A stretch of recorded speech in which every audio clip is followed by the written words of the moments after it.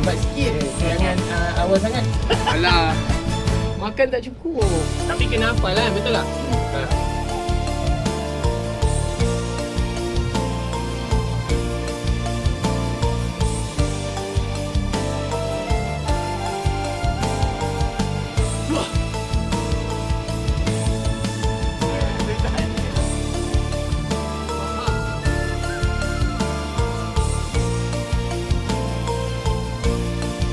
Dia nak pakai macam ni.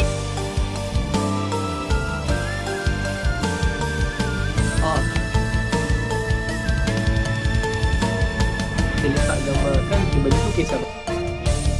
Tapi ada orang cakap kalau kau nak belajar gitar, belajar dengan Ojan. Apa Ojan? Itu kita tak kenal. Saya cakap Abang Ojang handsome. Orang cakap, weh handsome.